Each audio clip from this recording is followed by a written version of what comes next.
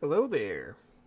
I was going to have a entire speedrun playthrough for a reroll to AR7, but the video bugged out for whatever, and it was a black screen since a certain Alt F4 I had to do.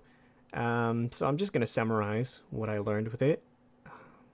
To start off, this was going to be a post 1.1 AR7 test speedrun speed run used loosely, not just because I don't really optimize what I do. If you've noticed in the videos, like I don't choose like the optimal dialogue choices to skip past certain dialogue the quickest.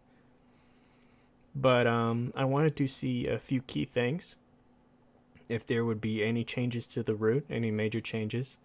And to basically summarize it, no, there's no major changes. There are differences though, but not in anything I was majorly concerned about. First of all, I want to get out of the way.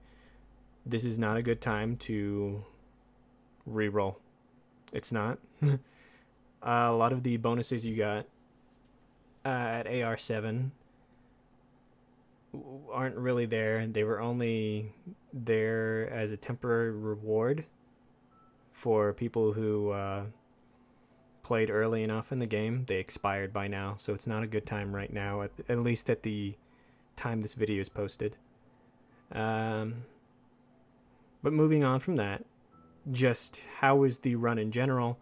It's pretty much the same. I did, for some reason, have a lack of adventure rank here, you see. This is normally the spot where I would like end the video with wishes and everything. No, I don't know if they changed any AR values on any of the things. I can't really review the fucking footage because the footage is gone, like I said. And Alt F4 blacked out my screen. So, what brings me to that Alt F4, what caused that actually, is pretty unfortunate. The glider tutorial is still bugged. If you put your inputs in and fall off the platform too soon, you still bug out.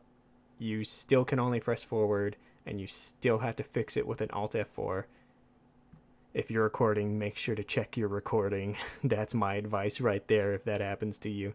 Because I didn't, and now I have to do this goddamn summary here with no footage to actually back up my claims here. As for what I tested next, I was mainly concerned about the amber domain and the skip present there. It's a pretty simple skip, a pretty easy fix for them to make, and lo and behold, they did make it. Kind of. They did a really shitty, lazy job at it, but they tried. It's still possible. It'll take a few seconds more. What they did is they put an invisible barrier over the segment that you normally jump over, and they pulled back the brambles so you can't jump onto the brambles and knock yourself off. Fortunately, if you go to the corner where you normally clip through the wall with amber to get the chest, you can still do that, and you can also still pretty easily jump onto the railing from there, so you can actually jump past, like jump over the invisible wall that they placed, because right past the column on the railing there is actually still a part you can get over. It may be possible to actually just jump over it like you would the other segment. Like they didn't solve any problem there. I didn't try that though. What I did is I did get on the railing at the chest spot. I did walk over and I just jumped right around it. I didn't get past the little tutorial blurb that happens if you normally drop down to where the hill trail is. I think it's still possible. I wasn't used to that kind of jump I made, so I ended up triggering it because I fell down too soon. So nothing else is different about the amber domain. It's pretty much the same, like I said. It'll take a few seconds more, and that's it. Next up, I was majorly concerned about the Lisa domain. That's a pretty more egregious skip, and I was thinking that they would have fixed it because they fixed the little skip on Amber, but nope. The full Lisa skip is still possible. If you hug the railing like you see in my past videos, you still get past Lisa. If you jump over the corner in the railing, you still get past the first cutscene, the little mini cutscene.